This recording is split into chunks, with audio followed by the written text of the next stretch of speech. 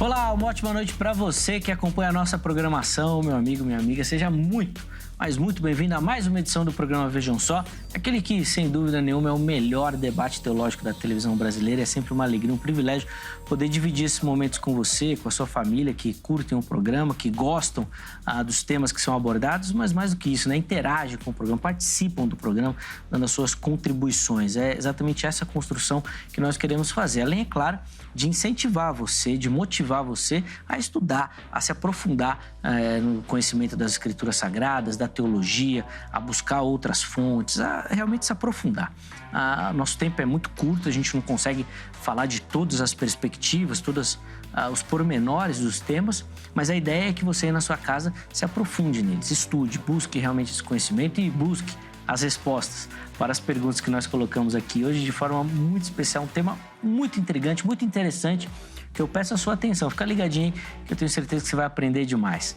Antes de apresentar os nossos convidados, colocar aqui para você meu perfil lá no Instagram, chega por lá, @zeca_pereira, é mais uma plataforma para a gente poder conversar, interagir, manda lá a sua mensagem, recebo muito carinho da nossa audiência, recebo obviamente alguns puxões de orelha também, mas nós estamos lá para isso, né?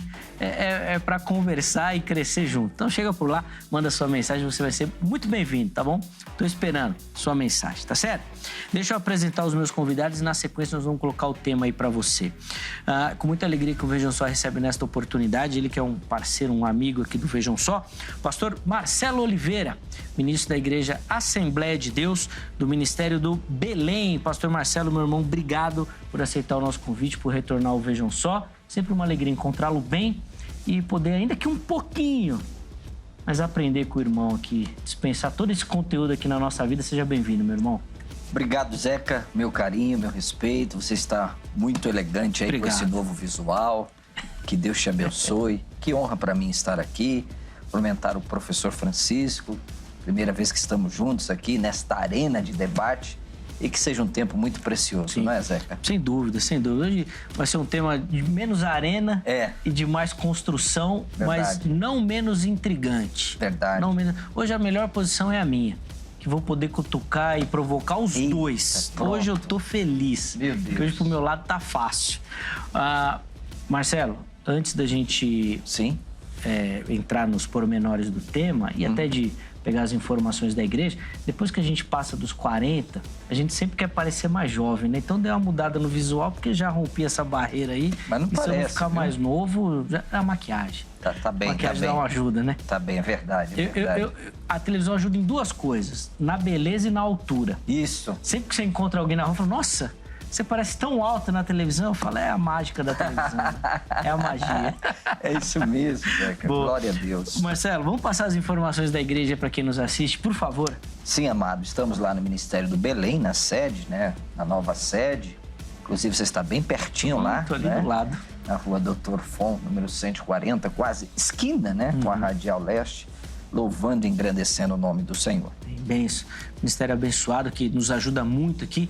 Quero mandar um abraço de maneira específica pro pessoal lá do setor 19. Sim. Nós pegamos uma semana aqui que acho que vieram uns 4 lá do setor 19. A turma lá é abençoada. Que bom. O meu abraço aqui a toda a galera lá da região de Guarulhos, né? Marcelo, falamos da igreja, vamos falar dos seus trabalhos também? Puxa, que honra. Que são livros que têm abençoado aí a comunidade da fé e acrescentado, né, aqueles que têm adquirido, e a gente faz questão de indicar aqui também, tá bom? Vou colocar 2 aqui, ó. O Marcelo tem outros, mas vamos mostrar 2 aqui para os nossos telespectadores. Vou pedir para o irmão comentar um pouquinho o que o nosso telespectador vai encontrar nesse material. Bom, obrigado, Zeca. Pessoal, sigam aí Marcelo Hebraísta no Instagram. Marcelo Hebraísta no Instagram. Esse livro eu devo muito ao Vejam Só, viu, Zeca? Esse livro se tornou um best-seller por causa do Vejam Só, né? É a fascinante cultura judaica, que tem o prefácio do inesquecível mestre pastor Isaltino Gomes Coelho, onde é uma abordagem geral sobre a cultura judaica. Por exemplo, os 4 tipos de judeus da festa dos tabernáculos, né? Na festa dos tabernáculos, os judeus balançam 4 espécies: o aravá, o salgueiro, a murta e a cidra. E cada um tem um significado e uma simbologia.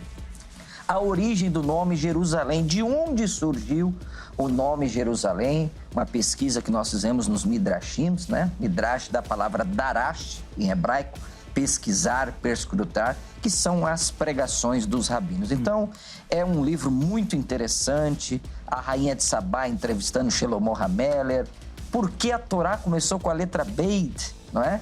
Que é a segunda letra do alfabeto hebraico, e aí nós brincamos um pouco com as letras. Por que começou com a segunda, não começou com Aleph, não é? Que é a primeira letra do alfabeto hebraico, Aleph de Adonai, de Elohim, de Emet, não é? Então nós fazemos umas brincadeiras com as letras e mostramos por que a Torá começou com a letra Beit, da palavra Bereshit. É benção. E esse daqui, particularmente, eu gosto demais. Não só desse, né? Mas da série dos nomes de Deus. Inclusive, a gente fez uma entrevista aqui no Vejam Só, também está lá no nosso canal do YouTube, falando sobre esse material. O que o telespectador vai encontrar aqui, Marcelo? Olha, Zeca, esse é o mais novo, né? Muito especial esse livro, porque é o salmo mais famoso da Bíblia, né? Idosos, ateus, atoas, céticos, cientistas, todos conhecem o Salmo 23. E eu parti de uma perspectiva diferente, né? Conhecer os nomes de Deus no Salmo 23. Então, com a graça que Deus me deu, não sou melhor do que ninguém. Inclusive, fiz até uma live com o Luiz Saião, está lá no nosso Instagram, Marcelo Hebraísta, sobre os nomes de Deus que aparecem no texto do Salmo 23. São 12. É impressionante. Por quê, Zeca? Porque é Deus que é o pastor. E às vezes ele está na terceira pessoa e na primeira pessoa também. Então, o Senhor é meu pastor, Adonai Rui. É o Senhor que me leva às águas tranquilas. Ele é Adonai Menuhot. Então, nós catalogamos, a partir do texto original hebraico, 12 nomes de Deus. Então, não é orgulho, é um livro inédito, não temos no Brasil. Se você dá um Google agora aí, você vai encontrar 7 nomes de Deus no máximo no Salmo 23. Nesse livro nós catalogamos 12, está muito especial. O Saião disse, olha, Marcelo, e receberam um elogio do professor Saião, né? Que é o maior tradutor de Bíblias do Brasil. E foi meu professor de hebraico. É um carinho e tanto. Foi uma grande bênção para mim. Então, está disponível. Obrigado, Zeca, pelo carinho e pela oportunidade. Nossa. E principalmente indicar material de qualidade, né? Aliás, é o seguinte, ó, Marcelo Hebraísta, nós vamos deixar o contato dele aí durante todo o programa e fixado lá no nosso perfil do Instagram. Muito bom. Chega lá, manda uma mensagem, pergunta, não são só essa, que tem outras obras. Mas se você mandar uma mensagem agora, durante o programa, ele vai fazer um preço camarada, uma promoção. Pronto. Só você mandar uma mensagem, Marcelo, vi lá no Vejam Só. Se seguir ele, então, é mais promoção mais ainda. Desconto ainda. Vou dar o frete de presente. Se me seguir agora aí no Instagram, Marcelo Hebraísta, vou te dar o frete de presente. Vou te falar, hein? Não tem nem merchan isso daí. É benção porque é qualidade mesmo. É para abençoar a sua vida, obrigado, tá bom? Chega obrigado. lá, manda uma mensagem lá que eu tenho certeza que você vai ser edificado. De novo, Marcelo, obrigado pelo carinho. Eu que agradeço. E o Vejam Só tem o privilégio de receber nessa oportunidade, acho que pela primeira vez, para não pegar um debate espinhoso. Hein, professor Francisco? É verdade. É uma alegria receber o irmão aqui, o professor Francisco dos Santos Dias Neto. Ele que é membro lá da Igreja Mintre, Ministério Interdenominacional para Evangelismo. Meu irmão, seja muito bem-vindo. É uma alegria recebê-lo e já na figura de pai. Ah, sim, nasceu. Meu filho, te amo, viu? Que vez. Da última vez que o irmão esteve aqui, fez várias referências, né, ao período da gestação da esposa também. Obrigado de novo pelo carinho. Seja muito bem-vindo, meu irmão. Eu que agradeço, Zeca, mais uma vez estarmos aqui. Cumprimento também o pastor Marcelo. Acho que vai ser um momento muito rico e vamos aí. Hoje acho que não vai ser tão espioso como você falou. Sim, vai ser bem, em nome de Jesus. Sem dúvida. Eu não ia você é um amigo meu, eu não ia te colocar numa enrascada e enfrentar um gênio desse, conhecedor das escrituras, num tema que ia te enroscar. Então, eu coloquei ele num tema tranquilo. Tá certo. Para conversar Obrigado. com o Marcelo. Para a gente começar, professor Francisco, vamos passar as informações da igreja também para quem nos assiste, por favor? Quem quiser nos visitar, por favor, Ministério Mintre fica em Guarulhos, na Avenida Timóteo Penteado, número 1059, em frente ao Banco Bradesco. A EBD começa às 18 e o culto começa às 19. Se você for para a EBD, provavelmente vai ter uma aula comigo ou com o Neemias. Esse ano nós estamos abordando a Bíblia como um todo, de forma geral, panorâmico. Espero você lá fazer uma visita, será muito bem recebido. Se você é de Guarulhos ou região, estamos te esperando. Sem dúvida, fica aí o convite. Guarulhos é uma região enorme, muita igreja lá na região. Graças a Deus, uma região muito evangelizada. E fica aí o convite, hein? São poucas igrejas que mantêm a tradição da EBD. E deixo aqui o meu cumprimento para manter essa tradição. E chega por lá também, que com certeza você será abençoado. Vamos deixar os contatos do professor Francisco também à sua disposição durante o programa e fixado lá no nosso perfil do Instagram. Se outras informações do Ministério do Irmão e da Igreja, é só mandar uma mensagem por lá também, tá certo? Vamos colocar na tela aí a nossa pergunta de hoje, e ela está baseada nos trechos, né? De uma das passagens mais reconhecidas e famosas do texto bíblico, das bem-aventuranças. Mateus capítulo 5, versículo 5 também. Versículo 5 não, 9. Desculpa. 9. Isso, exatamente. Bem-aventurados pacificadores, pois serão chamados filhos de Deus. E a pergunta que a gente fez e coloca é a seguinte: quem são e onde estão estes pacificadores que Jesus menciona aqui, que são os filhos de Deus? Num mundo cheio de guerra, de conflitos, de assassinatos, de mortes, de feminicídios. Recentemente nós tivemos um debate aqui no Vejam Só, e é triste a gente constatar que a cada 4 horas uma mulher é assassinada no Brasil. Meu Deus. São números horríveis. E não só isso, se a gente olhar para dentro das nossas igrejas, quantas divisões, conflitos e tantas outras situações que acontecem dentro também das nossas igrejas. Onde estão esses que Jesus menciona? Vamos conversar sobre isso? Vai ser uma oportunidade muito bacana para a gente pensar um pouquinho. Vamos lá. Pastor Marcelo, vou começar o bloco com o irmão. Como é que o irmão responde a nossa pergunta? Onde estão? E quem são, né? Esses pacificadores aí que Jesus menciona e os qualifica como filhos de Deus. Que texto lindo, impactante e difícil de ser vivido. John Stott, que foi capelão da Rainha da Inglaterra, disse que o Sermão do Monte é a constituição dos cidadãos do reino. Não é? Então, Jesus está pregando aos seus discípulos, né? Esse célebre sermão ficou conhecido no mundo todo. E no verso 9 ele faz essa menção: bem-aventurados, a palavra aqui macários, não é? Felizes, ditosos, os pacificadores. Uma palavra introdutória aqui, Zeca, nós temos mais de 400 referências à paz nas Escrituras, né? A paz começa no Jardim do Éden, no 1º e 2º capítulo, depois no 3 começa um sério problema, e aí é a construção de Deus na história, e terminará naquele grande dia em que nós estaremos juntos. Jesus se tornou a nossa paz, Colossenses 1:20, ele é o Sar Shalom, Isaías 9:6, ele é o príncipe da paz, e ele estabelecerá o seu reinado de paz no seu reino milenial de Cristo. Então, Romanos 5:1 diz que nós temos a paz com Deus. Tendo sido justificados pela fé, temos paz para com Deus. Em Filipenses 4:7, Paulo diz que a paz de Deus, que excede todo entendimento, guardará os nossos sentimentos e os nossos corações em Cristo Jesus, o Senhor. E em Filipenses 4:9, professor Francisco, a parte C, Paulo diz que o Deus da paz estará conosco. Então veja que coisa extraordinária. Nós temos a paz com Deus, nós temos a paz de Deus e nós temos o Deus da paz. Agora, é uma pergunta, né, como você bem frisou aqui, de reflexão. Quem são estes pacificadores? A palavra aqui no original é eirenopoios. Literalmente é uma palavra composta. Eirene é a palavra para paz e poios é do verbo fazer ou criar. Então, se fosse traduzir ao pé da letra, o Sermão do Monte estaria dizendo assim: Jesus, bem-aventurados são os fazedores da paz, aqueles que promovem a paz. Então, eu quero deixar essa reflexão, que esses promotores da paz deve ser eu e deve ser você, discípulos de Jesus. Porque numa primeira leitura, esse Sermão do Monte é aos discípulos e depois às multidões. Então, os discípulos que conheciam o Sar Shalom, o príncipe da paz, eles deveriam promover a paz. E num contexto altamente difícil. Por quê? Roma dominava a Palestina. Roma dominava a Palestina e aí Jesus diz assim, olha, se teu inimigo tem fome, dá de beber a ele. Se ele te bate a face, vira outra. Então, é aquilo que John Stott disse, é a contracultura cristã.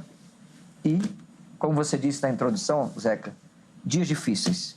Eu espero que Deus levante a partir de hoje os promotores dessa paz.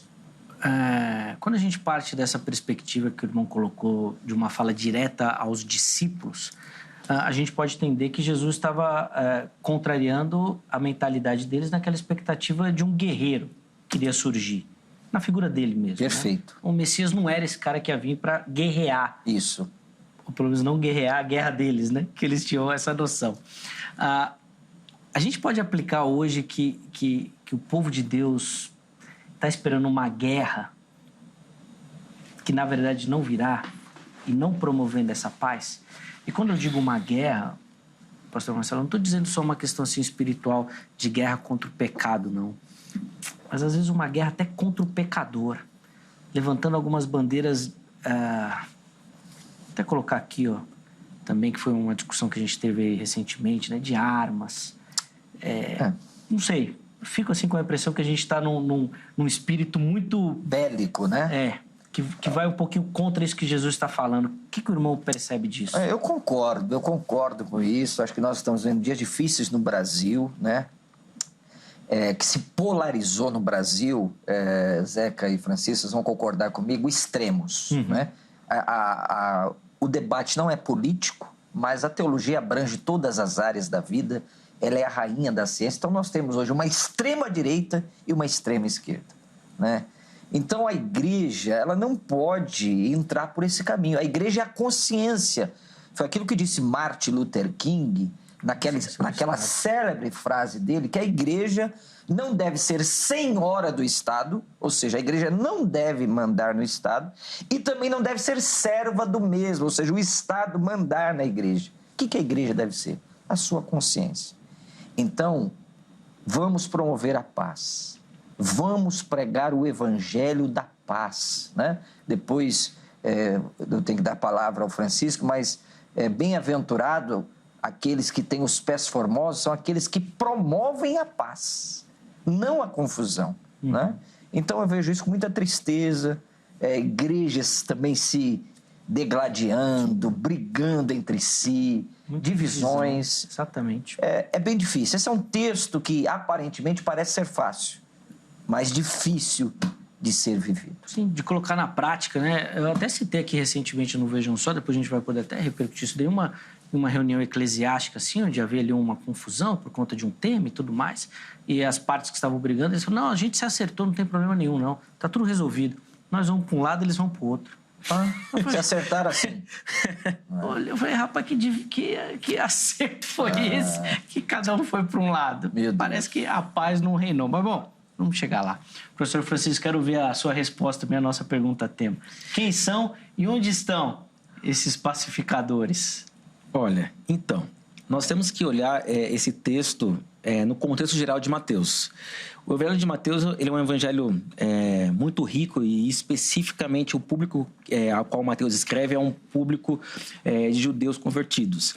E nós temos que colocar em perspectiva que Mateus ele estrutura o seu evangelho de uma certa forma a recapitular a história de Israel em Cristo Jesus. E isso colocando Cristo como o cumpridor das promessas que Israel não cumpriu. Se você estuda o judaísmo do Segundo Templo, você consegue perceber que os judeus eles se entendiam como no exílio ainda. Aquele discurso de Moisés, assim, se vocês não seguirem, vocês vão, as nações vão invadir, vão dominar vocês. E eles estavam sob o domínio de Roma. Então, eles se entendiam como, de fato, sob o exílio. E Mateus, na construção literária que Mateus traz, ele recapitula a história de Israel colocando Cristo como cumpridor dessa história. Então, quando você vê lá Cristo que desce até o Egito e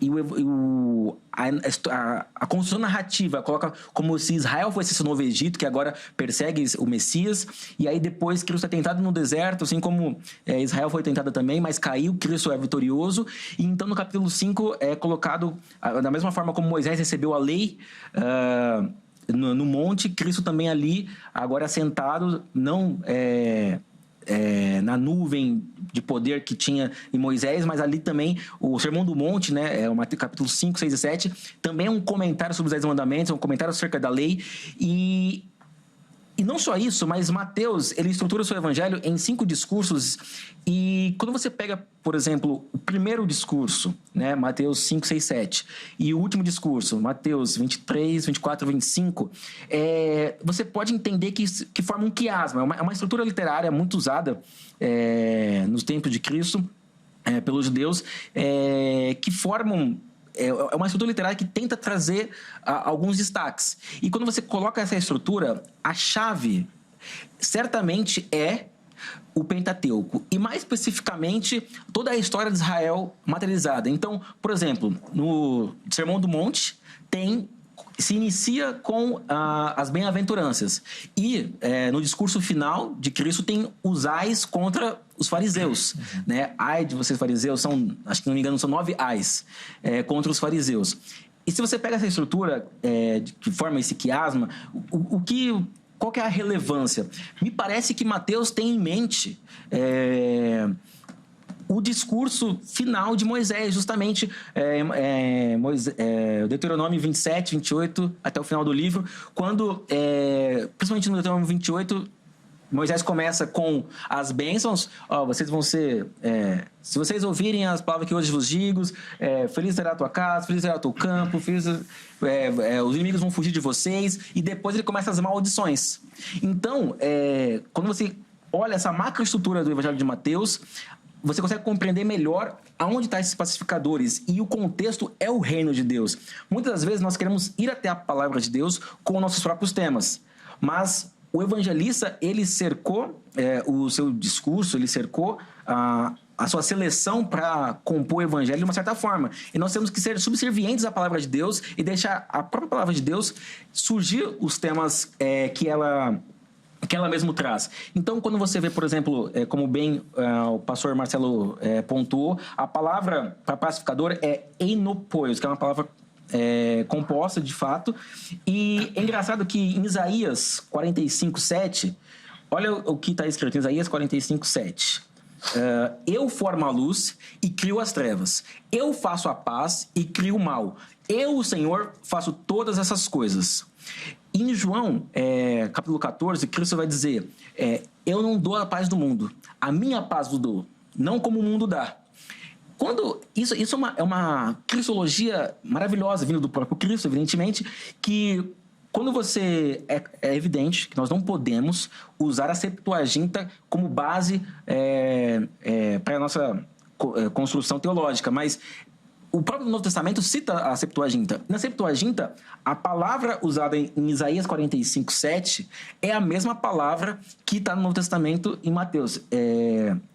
Que quando Deus diz, né?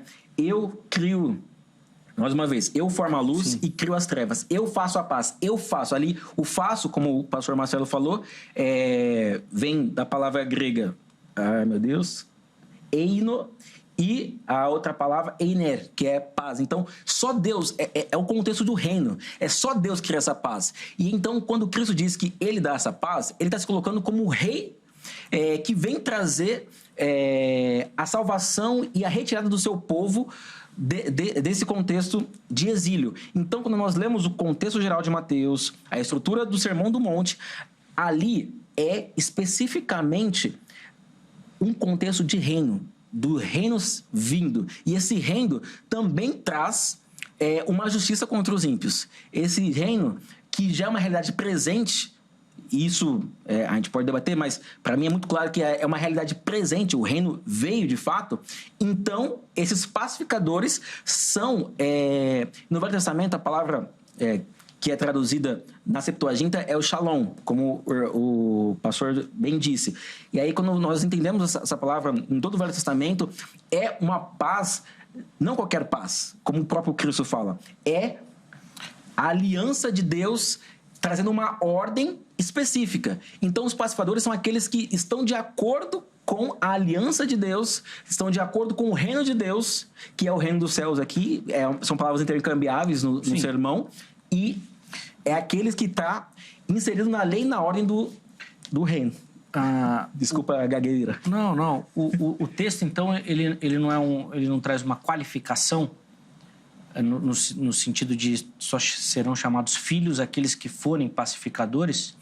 John Stott, como o pastor já bem citou, ele coloca que as bem-aventuranças não são coisas que você faz para então obter um status. Não, isso é como o próprio Senhor vê aqueles que já pertencem ao reino. E digo e repito, e para mim é muito claro, esse reino é uma realidade presente. Sim, mas é a forma como Deus nos enxerga. Exato. Por conta do sacrifício de Cristo. E da aliança formada. Dele. Tá bom. Boa. Então não seria uma questão necessariamente tão prática essa qualificação. Me permita, é totalmente prático. Existem falsas paz. Por exemplo, o governo chinês, se você for internamente, há uma falsa paz da mentira que reina ali. O pacificador, o verdadeiro pacificador que Cristo diz aqui, que é no contexto de aliança do reino, na verdade, possa ser que, como essa paz no contexto da aliança de Deus, no contexto da lei de Deus, logo depois, na sequência, Cristo vai reafirmar o seu valor com a lei, sua validade quanto à lei e ressignificar as falsas doutrinas que os fariseus traziam acerca da lei. Então, o pacificador, muitas vezes, traz guerras contra os falsos impérios que se colocam contra o reino de Deus. Então, nós não podemos aceitar, por exemplo, vamos pegar Portugal. A maioria de Portugal são pessoas cristãs, mas o aborto foi aprovado. Eles estão em paz. Portugal está em paz. Mas inocentes estão morrendo todos os dias nas clínicas de aborto. Isso é paz que o pacificador traz? Não. Como filhos do reino, ele tem que estabelecer a aliança de Deus. Quando nós oramos a oração que Cristo nos ensinou, que está nesse contexto, venha a nós o teu reino.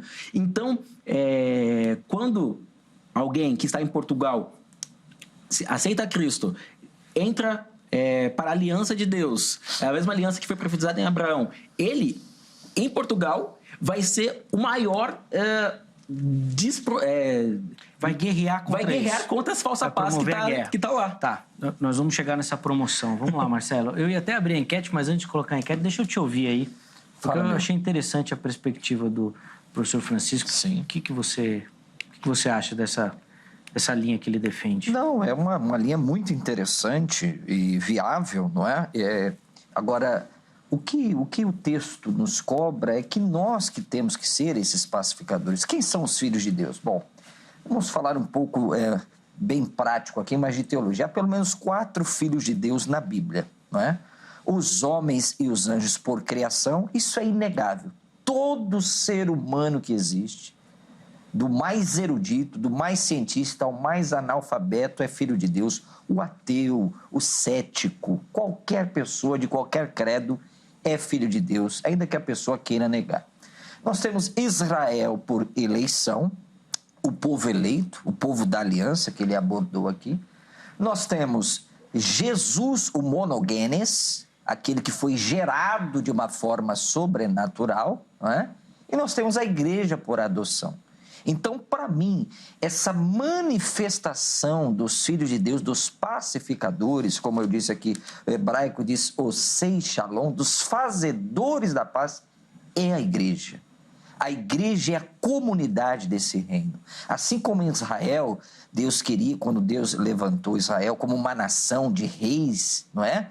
E de sacerdotes, e Israel falhou na sua missão de ser luz para os gentios, aí entra a igreja. Então a igreja é a agência do reino. É a igreja que tem que, através do evangelho, pacificar as relações sociais. Por quê, Zeca e Francisco? Porque eu fiz algumas anotações aqui. Primeiro, o homem é um ser em conflito. Ele está em conflito primeiro com si próprio. É por isso que ele precisa da paz de Deus. Segundo, ele é um ser em conflito com o próximo. Você vê quantas pessoas morrem no trânsito de São Paulo, Zeca, por brigas. Toda hora, às vezes, eu fico até assustado. Sim. E às vezes você quer até entrar, mas você fala, se eu entrar é perigoso tomar um tiro. O camarada te fecha, você fecha, daqui a pouco lá na frente um desce, dá uma facada, um tiro. Então, quer dizer, o ser humano ele é um ser belicoso. Depois, essa sociedade está cada dia mais se desintegrando, né? Nós estudamos juntos no Mackenzie, você teologia e eu no direito. É muito fácil culpar o judiciário pela morosidade em julgar, né, os processos. Mas as pessoas não conseguem se resolver entre si, não é? É aquele que não paga o aluguel, é o dono do condomínio que quer exigir, é o vendedor que não cumpre o acordado com a empresa. Então, o ser humano está em briga, vamos brigar. Então, só o Evangelho pode promover essa paz. Através de quem? Dos filhos de Deus. Quem são os filhos de Deus? Para mim, no texto, primeiro os discípulos, e nós a continuidade deles. Se nós não pregarmos a paz, cada dia mais as pessoas vão, como você bem disse, feminicídio. Sim. Pais matando filhos, filhos matando pais. O que é isso? É a ausência de Deus, é a ausência dessa paz, é a ausência do príncipe da paz na vida das pessoas. Zeca, porque se eu tenho paz comigo, como é que eu vou prejudicar você? Se eu tenho paz em mim, como é que eu vou dar uma facada em você? Se eu tenho paz em mim, como é que eu vou dar uma voadeira na sua face? Então, a ausência da paz, a ausência do shalom, que ele muito bem falou, né? Que vem da raiz shalom, é um estado de completude. O judeu nunca vai falar em paz, por exemplo, e invadir o seu campo. E você automaticamente se defende e queima o meu campo. Eu não morri, mas o meu campo está queimado. O judeu nunca vai falar que é shalom aquilo, né? Então, shalom no hebraico é um estado de completude, é paz de espírito, é paz na alma e é paz nas relações sociais. Esses pacificadores aqui falam de espírito ou de relações ou de mundo físico? De mundo físico, sim. Mas essa paz só pode ser reverberada no mundo físico. Começa no espiritual. Exatamente. Mas aqui é uma referência às relações, vamos dizer assim. Porque os discípulos sabem que Roma está dominando o mundo. E aí você começa a ler o Sermão do Monte, é um desafio. Olha, se te pedirem a capa, dá a túnica.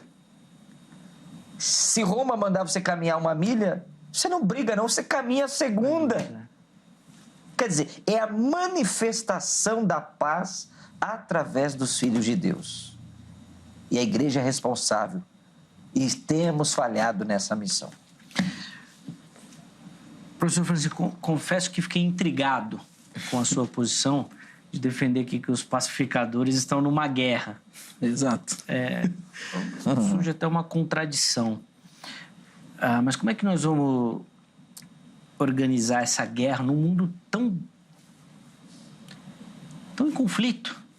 Como é que nós vamos falar que nós estamos numa guerra num mundo que já vive nela, que já tem todo o resultado disso é vivenciado aqui dia após dia. Aqui no Brasil mesmo, quantos refugiados chegam aqui no Brasil? Sim. Fugidos de guerra, de conflitos. Como é que nós vamos apresentar um evangelho que coloca o cara numa guerra? Nós temos que qualificar essa paz. Como diz o Rapa, um tipo de paz, por exemplo, paz sem voz é medo. Naquela famosa música que toca nas rádios por aí. Só uma questão que você comentou, Zeca, eu acho que é uma falsa dicotomia. Assim, é no mundo espiritual, no mundo físico. Espiritual também tem muito a ver com coisas físicas. Não é essa falta de dicotomia. Então, o reino de Deus, ele é muito visível. E isso não torna ele menos espiritual. É difícil dizer aqui, mas eu creio que isso é uma falta de dicotomia, essa questão de espiritual e físico. Na verdade, uma esperança judaica, do judaísmo do Segundo Templo, reinterpretado por Paulo e realinhada por Cristo, é justamente uma esperança muito física, de uma ressurreição. Ora, essa ressurreição é física, de fato. A mesa do Senhor no Apocalipse é uma mesa física. A ceia que nós vamos... então, isso é algo muito presente. Mas respondendo a sua pergunta, primeiro, existem falsas paz. E a falsa paz tem que ser combatida. E por qual padrão? O padrão é a lei de Deus, que o próprio Cristo, no decorrer do sermão, vai argumentar das falsas interpretações que os judeus traziam da lei de Deus. E, justamente, Deuteronômio 28, a aliança de Deus, os pacificadores são aqueles que promovem essa ordem da aliança de Deus. Então, um pacificador não pode ser aquele que é passivo. Não é um pacifista, ele não é passivo ao mal, como, citando aqui agora Martin Luther King, como o pastor também citou, eu não tenho medo do barulho da maldade dos maus, mas do silêncio dos ímpios. Ora, a primeira paz falsa dos bons. Isso. A primeira paz falsa que o evangelho destruiu foi a Pax Romana. O que era a Pax Romana que queimou de escravo? E para mim isso pega bastante, né? Tem um histórico recente no Brasil. Que paz é essa, gente de escravo? Como assim? A Pax Romana. O evangelho destruiu o Império Romano. Graças a bom Deus por isso. Ora, em 1 Coríntios, quando Paulo fala, vocês têm causas um com os outros? Que isso? Vocês tinham que julgar os outros. Um autor chamado Rosas John Huston, ele vai dizer que isso de fato aconteceu, por causa que ficou tão corrupto o Império Romano que os próprios cristãos tiveram que assumir as responsabilidades jurídicas, e os tribunais cristãos eram mais eficientes do que os tribunais de Roma. E aí, as roupas sacerdotais, se você for pegar um histórico litúrgico, de onde que elas surgiram, vem da túnica que o imperador otorgava para a igreja para que eles pudessem julgar as causas do Império Romano. E isso nós temos que fazer. Nós temos que promover a lei de Deus, ensinar a verdadeira lei de Deus sobre todas as outras falsas interpretações, como Cristo aqui no Sermão do Monte vai dizer mais para frente, no capítulo 5, ele comenta os 10 mandamentos, ou seja, ele primeiro refuta as más interpretações dos fariseus. Ele não tem uma disputa acerca do qual é o texto sagrado, é a palavra de Deus, mas ele disputa ferozmente contra as más interpretações da lei de Deus acerca dos fariseus. E essa lei é a que nós temos que fazer isso, temos que seguir o exemplo de Cristo. Fazer a correta interpretação da lei, estabelecer essa lei e trazer o reino de Deus cada vez mais visível. E não, de forma alguma, sermos pacifistas com aqueles que querem o mal. Eu citei o exemplo de Portugal e é muito pertinente. É cristão, mas um monte de gente morre. Eu vou colocar Portugal aqui fora da linha um pouquinho, mas eu vou colocar o Brasil, porque eu não sei da realidade de Portugal, então não vou falar de lá. Mas vou falar do Brasil, e recentemente aqui no Vejam Só nós falamos sobre essa questão do aborto. E nós recebemos aqui uma advogada, né, do Ministério Público aqui de São Paulo, e ela falou uma questão que me deixou muito intrigado. Gente, de novo eu vou repetir o que eu falei no programa sobre o aborto. Não é querendo ser a favor do aborto, não é isso. Mas pensa comigo. A gente defende e fala de ser contra o aborto. Isso é perfeito. Mas eu não vejo ninguém falando contra a violência que gerou esse aborto. Muitas vezes, inclusive, dentro das nossas igrejas. Então, assim, nós estamos numa guerra? Estamos. Mas eu não sei se nós estamos batalhando pelo caminho certo. Eu acabei, desculpa de cortar, mas no Evangelho de Mateus, justamente nesse grande sermão de Cristo, mais pra frente ele vai dizer dos falsos pastores, como é que você identifica o verdadeiro, aquele que verdadeiramente pertence ao reino, e aquele que verdadeiramente não é. Cristo vai dizer, muitos vão dizer naquele dia, eu fiz isso, fiz aquilo, mas apartai-vos de mim. Ou seja, a primeira limpeza acontece justamente dentro do povo de Deus. Ora, o Israel daquele tempo de Cristo se entendia como no exílio. Ora, mas Cristo, aí a gente vai entrar naquela questão do preterista, em 70, Cristo veio em vingança contra o seu próprio povo, para cumprir todos aqueles ais que fecha o Evangelho de Mateus no capítulo 23. E Cristo destruiu o templo, Cristo destruiu toda a ordem que eles entendiam acerca de religiosidade do templo e da sua própria nação, porque eles negaram a aliança, eles negaram o Evangelho. Então, o primeiro lugar onde começa a limpeza é justamente na casa de Deus, separando os lobos, separando. Então, mas quem que faz essa limpeza? Aí que tá. Chegou no ponto. Quem que faz essa limpeza? Cada Não. Que é... Não, calma. Não. Todo aquele que se entende como cristão, que verdadeiramente nasceu de novo e recebeu do céu poder para fazer a grande comissão, e isso é muito interessante, principalmente no Evangelho de Mateus, porque... Mas a limpeza, professor, quem faz a limpeza? Ele vai dar Deus ordem através de aqui. nós. Então, Deus através de nós. mas aí é Deus fazendo essa limpeza. Sim, Isso mas é claro. Deus tem os seus meios. Ele O pode fazer os joio meios do trigo, sobrenaturais, mas também tem Ele um... mesmo falou, vocês não precisam se preocupar com isso daí. Não, calma. Ali é um contexto diferente. O contexto do joio e trigo de Mateus 13. De limpeza? Vamos lá. Olha, há debate sobre essa passagem, mas o contexto ali... como que eu posso dizer? Nós vivemos em sobreposições de eras. É que é muito difícil explicar em pouco tempo. Vou tentar resumir bem rápido. É bem rapidinho pra gente ouvir o Marcelo também. Existem 2 eras no Novo Testamento. A era por vir, era perfeita, que foi irrompida na história por Cristo, e nós já experimentamos de uma era pós-vir em nossos corações através de Cristo. Mas, virando o novo Evangelho de Mateus, assim como Moisés deu o discurso final para Israel e morreu, Cristo dá o seu discurso final e Moisés esperava que o povo tomasse a terra prometida em Josué. Da mesma forma, no discurso final de Cristo, antes de ascender aos céus, ele também está no monte, ele também espera agora, após a sua ressurreição, que os seus discípulos tomem toda a terra. E agora é uma verdade ainda mais cumprida do que em Israel, porque Mateus, ele constrói a narrativa de justamente fazer o que Israel não conseguiu, em Cristo é feito. E ora, 1 Coríntios 15 deixa bem claro: convém que ele reine até que haja posto todos os seus inimigos por baixo dos seus pés. E o último inimigo a ser vencido é a morte.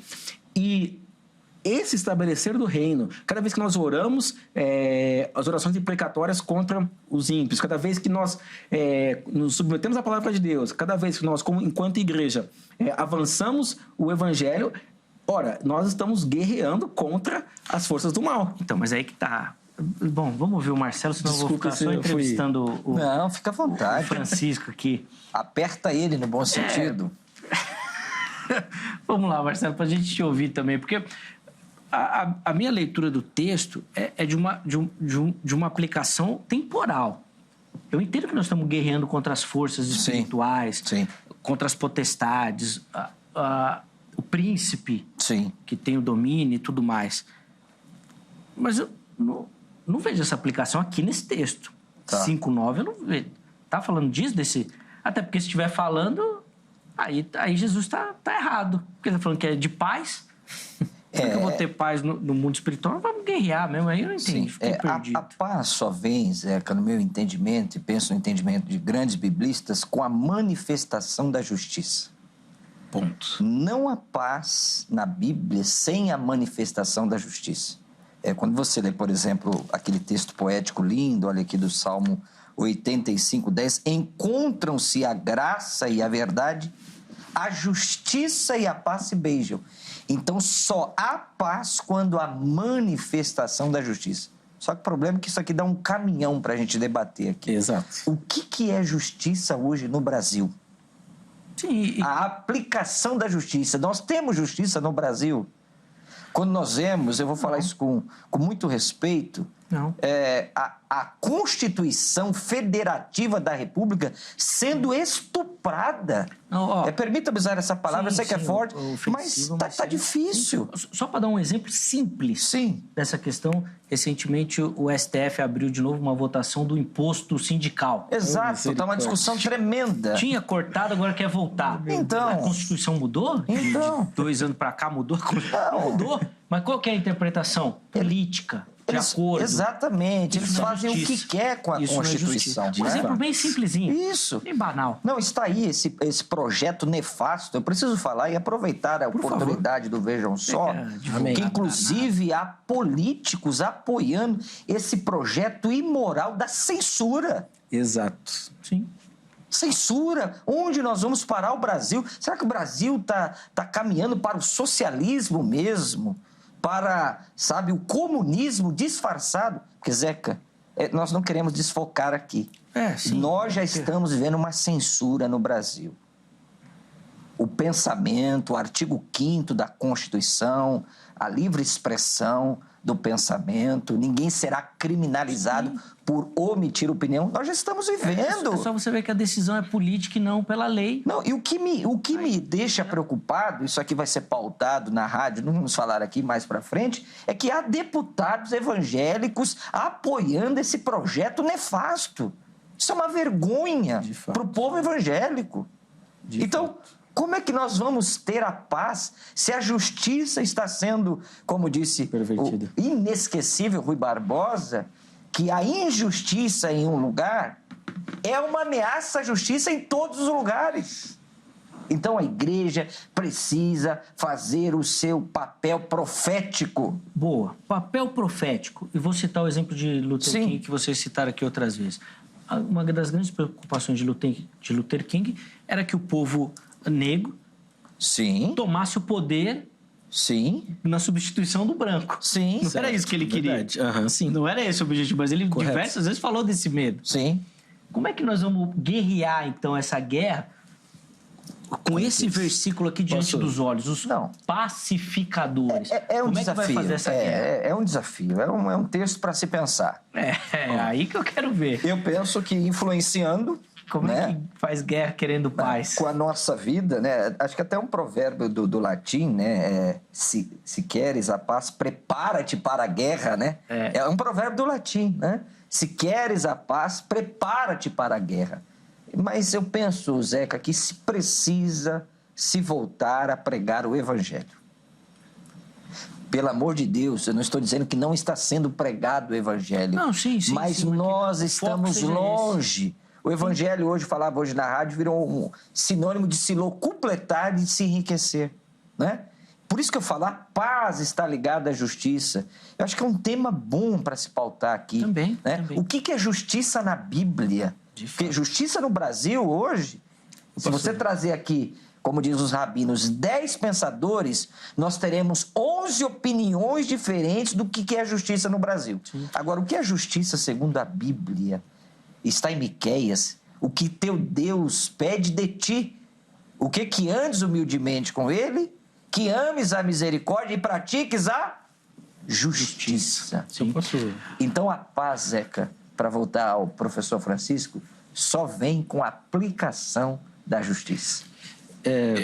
Eu concordo em tudo que vocês estão falando, inclusive... Enquanto o professor Marcelo falava aqui, eu lembrei da oração de Abacuque, né? Pedindo para Deus intervir, né? Eu acho que a igreja fez muito isso. E a resposta de Deus para a igreja de hoje foi igual para Abacuque. Falou, vou levantar a Babilônia. Pronto, é isso aí, para disciplinar vocês. Mas daqui a pouco eu volto e arrumo tudo. Fica tranquilo. Mas, Francisco, sabe que porque a pergunta que o Marcelo levantou eu acho muito intrigante, eu sei que você vai querer comentar. Mas, na minha perspectiva, essa justiça, ela vem de Deus. Correto. E é isso que o povo de Deus tem que buscar. Não ser a justiça. Mas que Deus faça justiça. E talvez aí fique um gargalo no nosso comportamento. Vamos lá. Voltando para o texto e respondendo a sua pergunta ao mesmo tempo, sim, havia diversas seitas ali no judaísmo do Segundo Templo que queriam um reino político. E essa fala de Cristo se contrapõe, sim, a uma expectativa errada dos judeus desse reino político. Os zelotes é um bom exemplo disso. Há teólogos que vão dizer que Judas colocou Jesus naquela saia justa, na verdade, não porque ele traiu Jesus no sentido de só por enriquecimento, mas porque ele queria incitar Roma contra Cristo, para que Cristo, não, agora eu vou tomar o poder mesmo, e é isso. A grande questão dessa falsa expectativa que, de fato, nessa passagem, Cristo contraponta, é justamente esse o ponto. O reino, de fato, ele não é político. O reino de Cristo, o reino de Deus, ele, de fato, não é uma ideologia, ok? E isso, essa passagem, de fato, no público-alvo que estava ali ouvindo, e depois, em todo o enredo literário que Mateus constrói, como eu disse novamente, os discursos finais contra os judeus, isso é bem claro. Mas o ponto é, após a ressurreição de Cristo, ok? Ele envia os seus discípulos para que eles façam tudo aquilo que ele nos ensinou. E sim, quando nós oramos a oração do Pai Nosso, que está nesse contexto aqui, venha nós o teu reino, como é que isso funciona? Eu acredito que um bom exemplo é Apocalipse. Os santos foram enviados para morrer, para ser testemunha de Cristo. E após a morte deles, eles clamam ao céu pedindo justiça. O que eu estou querendo dizer? Eu estou querendo dizer que quanto mais cristãos morrem na China, mais a taça da ira de Deus se levanta contra. Ok? Da mesma forma, em Isaías, por exemplo, quando Deus incita uma nação para destruir o próprio povo de Deus, mas o próprio Deus, na sequência, diz que porque ele fez isso, ele vai destruir também aquela nação. Então, tudo isso vai soberania de Deus. Mas nós não podemos, de forma alguma, deixar de assimilar e entender que o contexto aqui é um contexto de aliança, é o contexto do reino de Deus, é um contexto de pacto, e esse pacto ele é cada vez mais tornado visível conforme a manifestação desses pacificadores. E essa manifestação, muitas das vezes, é contra as falsas paz que se levantam do mundo. E isso, muitas das vezes, eu acho que o Martin Luther King é um ótimo exemplo. Martin Luther King não era um pacifista. Ele não era um pacifista. Ele e não só ele, é claro que ele é um ponto fora da curva, mas todo o movimento que ele se levantou é um movimento que foi muito bíblico no sentido de buscar uma transformação. E com isso olha a Selma, o que aconteceu em Selma, foi com a morte de um monte de gente. Mas após a morte de um monte de gente, muitos deles cristãos, aí então a lei foi mudada, as coisas começaram a acontecer, e é isso. Eu sei que é triste, mas quanto mais cristãos morrerem na China, mais a ira de Deus vai se levantar contra aquele povo para que seja destruído, como o próprio Deus destruiu o seu próprio povo que negou o Messias. Então, eu sei que é uma linha muito tênue, então tem que tomar... Não. O evangelho avança, o reino avança pela pregação do evangelho, pela morte de cristãos, mas se levantando contra as falsas paz. Isso é muito forte. Nós vamos precisar encerrar o bloco, então 2 minutinhos para cada um, só para a gente finalizar aqui para o intervalo, que eu queria falar de uma outra questão. O professor Francisco citou as orações imprecatórias aqui. Eu acho um exemplo bem interessante quando a gente fala desses pacificadores, porque o salmista ali, quando ele fala do inimigo, ele não fala, Deus, eu vou lá e vou quebrar os dentes dele, vou quebrar os ossos. Não. O que ele pede? Deus, sim, resolve você. Você sabe, você tá vendo, conhece tudo, vai lá você, quebra o dente dele você, resolve você, porque eu não vou fazer nada. Será que não falta um pouco disso daqui? Nós não estamos querendo tomar a frente? Foi por isso que eu falei daquela limpeza lá e quis questionar aqui o Francisco, porque me parece que nós estamos querendo fazer essa justiça. Uhum. E aí, Marcelo, quando entra nessa justiça em nome de Deus, não necessariamente é a justiça de Deus. Correto. Porque nós somos pecadores. Aí quando a gente... tá aí a história para provar, né? As cruzadas, sim, e tudo mais. É uma linha tênue aí. E bem difícil, né? Porque muitas vezes nós queremos usar a Deus no nosso nome. Sim. Né? Então, nós temos que tomar muito cuidado. E você, olha que dado interessante. O verso 9, que é o objeto deste debate, diz que os pacificadores serão chamados filhos de Deus. Olha o 10. Bem-aventurados os perseguidos por causa da justiça. Amém. A paz está ligada à justiça. Não à minha justiça. Não aquilo que você entende como justiça, sim, não aquilo que o professor Francisco entende, mas a realidade do reino de Deus, porque Paulo vai falar sobre isso. Romanos capítulo 14, verso de número 17, nós estamos aqui, né? Então eu preciso aqui achar o texto. Olha que Paulo diz: porque o reino de Deus não é comida nem bebida, mas justiça e paz. Glória a Deus. Note, isso é uma observação do texto. Uhum. A paz está ligada à justiça. Isso aqui, como eu disse, é ponto para outro debate. O que é justiça? Né? Como pregar essa justiça? Será que que nem esses doidos que tem por aí, mandando as pessoas para o inferno? Né? Porque tem pessoas que não sabem nem pregar o evangelho. Né? Sim. Não sabem nem pregar o evangelho. Fala do céu, né? Fala de Deus primeiro. Né? Como disse C.S. Lewis, aquele grande pensador, ele disse assim, olha, no final só existirão 2 tipos de pessoas. Eu brinco muito quando falo sobre isso aqui, sobre arminianismo e calvinismo, né? C.S. Lewis diz assim, aquelas que disseram, Senhor, seja feita a tua vontade, e aquelas a quem Deus dirá, a sua vontade foi feita. Então, nós temos que saber qual caminho nós estamos pregando. O que é essa manifestação? Porque Romanos fala, né? Que a natureza está gemendo, a criação está gemendo, está aguardando o quê? Exato. A manifestação dos pacificadores, dos filhos de Deus. Onde estão esses filhos de Deus? Sem dúvida. Onde está essa manifestação? Bem rapidinho, vamos lá. para complementar para responder você, Zeca. Romanos 12, Paulo fala, ó, não vinguem-se por vós mesmos, ó, não paguem o mal com o mal. Romanos capítulo 12. No 13, ele fala, ó, o Estado é servo de Deus para aplicar a justiça de Deus. Ou seja, no Romanos capítulo 12, ó, não se vinguem, não paguem o mal com o mal. E em 13, fala da vingança de Deus, que o Estado que é instrumento de Deus, serve de Deus para aplicar. Então, de fato, a justiça pessoal não pode acontecer. Mas nós, como cristãos, temos que influenciar as leis para que as leis se submetam às leis de Deus. Como Paulo fala, derrubando qualquer baluarte que se levanta contra o conhecimento de Deus. Qualquer tipo de conhecimento que se ergue contra o conhecimento de Deus e trazendo cativo a Cristo.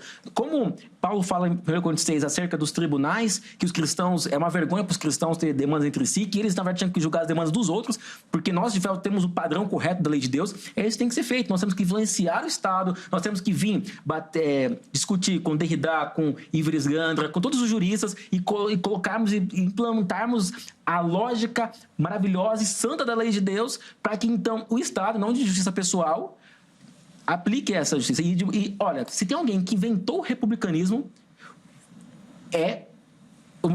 agora vou ser um pouco, né? Mas foi os calvinistas, foi a igreja protestante. John Althusius, ele tem um livro maravilhoso, De Republics, que foi o primeiro livro que definiu o que é república. É aquele livro. A Constituição americana bebeu completamente daquilo.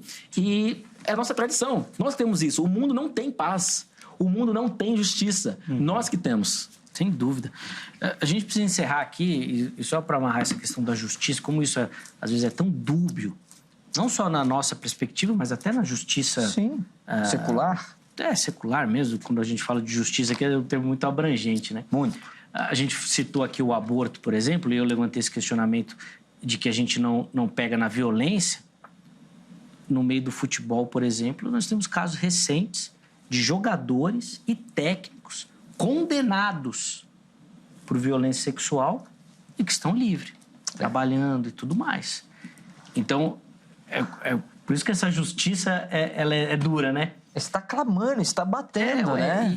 E às vezes falta esse nosso comprometimento, porque isso tinha que ser um grito da igreja também. Isso, é isso aí que eu falei. A igreja tinha que ser um grito da igreja. Denúncia profética. São os mais badeneiros de todos, nesse contexto. Defender o órfão, a viúva. Exato, pobre. Se levantar contra qualquer tipo de crime. Porque, sabe, bom, senão depois nós vamos estourar tudo aqui. Que pena. Se falar tudo, depois nem volta amanhã. Mas está sendo muito enriquecedor, Foi o que eu falei, é uma reflexão. Inclusive, tinha tanta coisa para a gente falar aqui e, infelizmente, não deu nem tempo.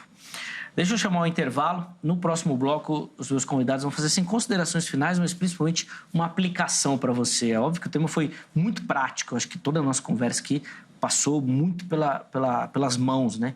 Por aquilo que a gente faz, pela atitude. Mas no próximo bloco a gente vai reforçar isso daí para você. Só colocar aqui o telefone da Grade, quer estudar teologia, quer se aprofundar no conhecimento das Escrituras Sagradas, capacitar, né, de fato para o trabalho do Reino de Deus, procure pela Grade. Parceira aqui do Vejam Só, são mais de 20 anos caminhando junto. Código 11 3115-0819. 3115-0819. É o telefone da Secretaria-Geral e é também o número de WhatsApp. Então, amanhã, em horário comercial, você pode ligar ou mandar uma mensagem, tá bom? Fique à vontade, tire as suas dúvidas para você conseguir uma vaguinha lá na grade também, tá certo? Além disso, vou encerrar aqui o bloco com os contatos da HIT. Tem site, redes sociais, gosta da emissora, da programação, do conteúdo, quer conhecer um pouquinho mais dos bastidores, daquilo que acontece na programação, chega por lá, que tem muita informação para você, tá bom? Intervalo rápido, vejam só, vai, mas na sequência nós já estaremos de volta.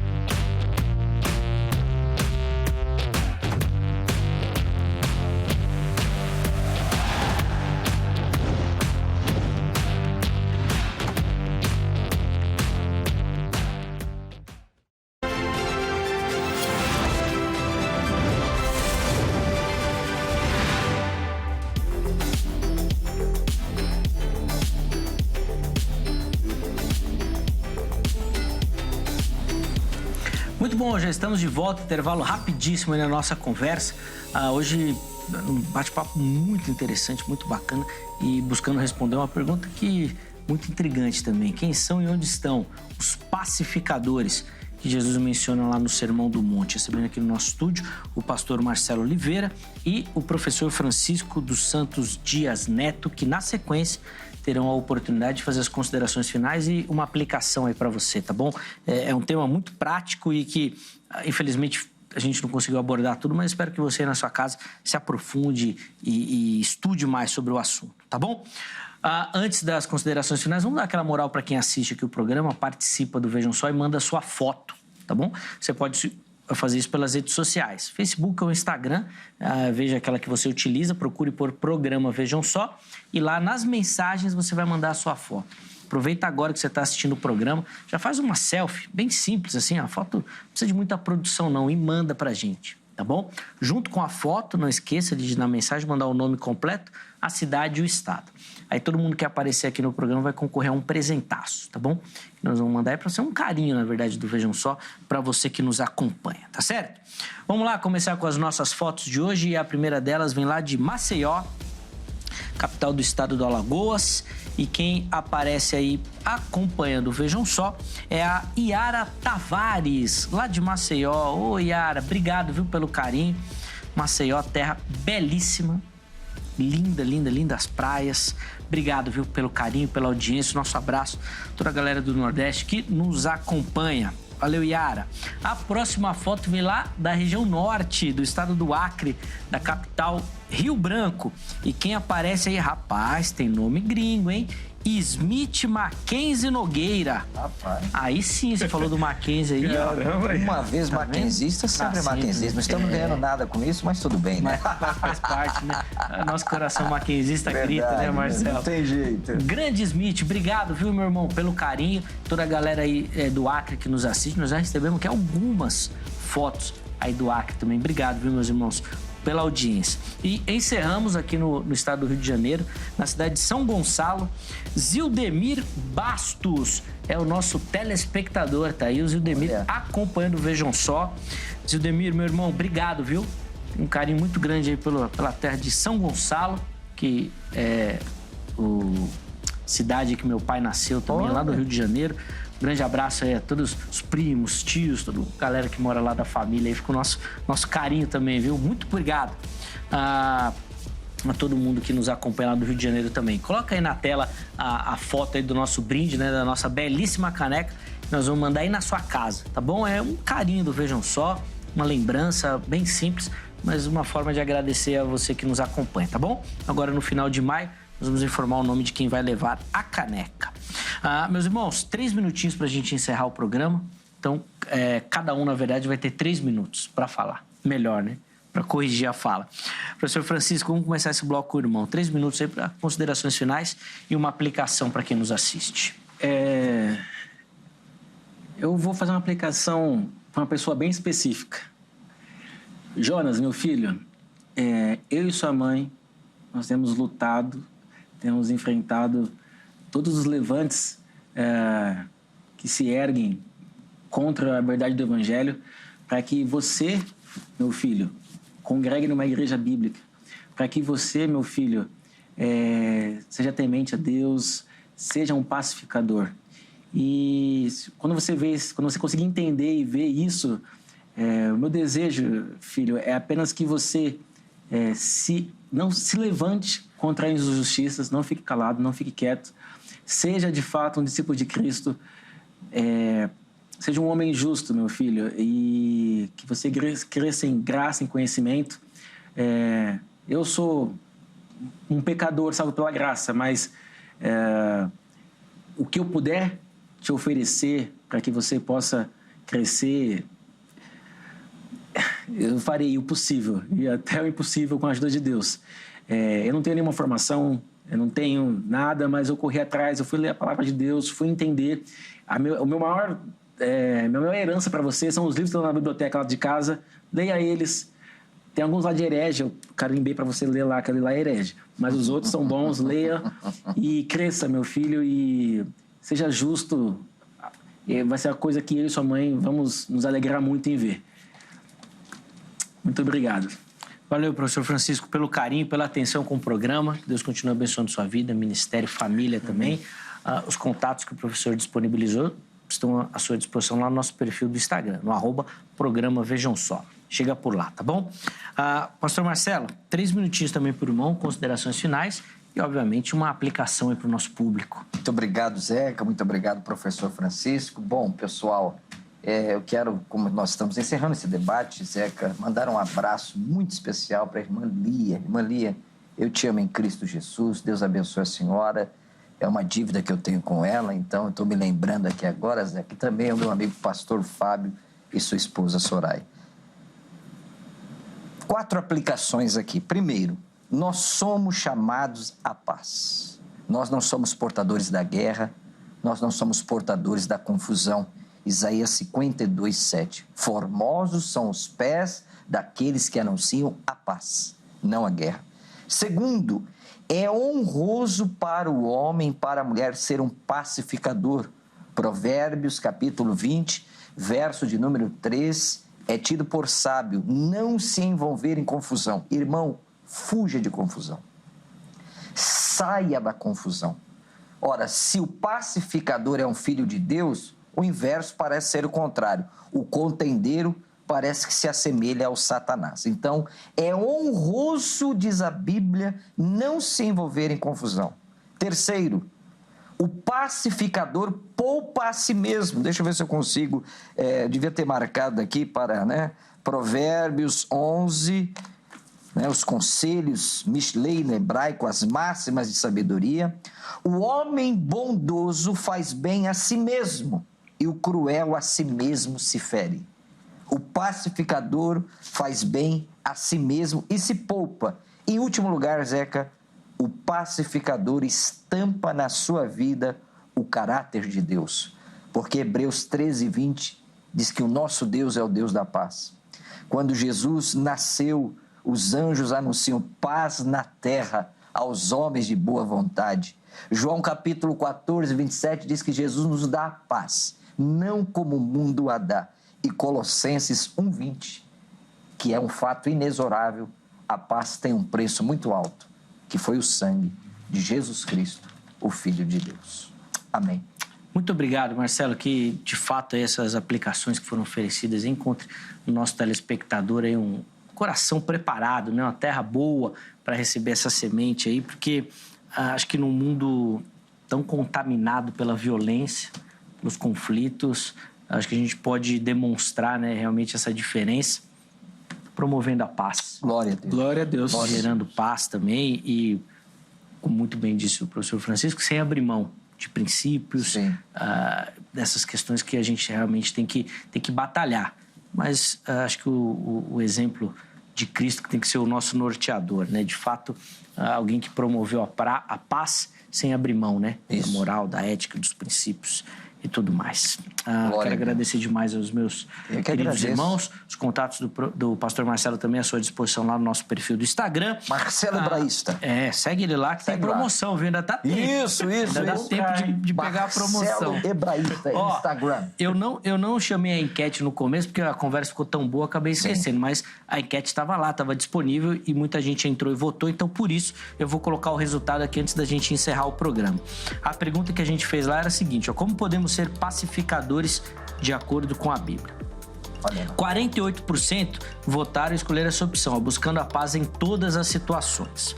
17% ajudando os outros a resolverem conflitos. E 35% promovendo a justiça e o amor. Olha. Que talvez tenha sido o termo que surgiu aí, né? Bastante hoje. E de repente, no nosso gabarito aqui, era a opção correta, né? No Enem de hoje, a opção correta era a terceira. Promover a justiça. Exatamente. Não tem paz sem justiça. Ponto, perfeito.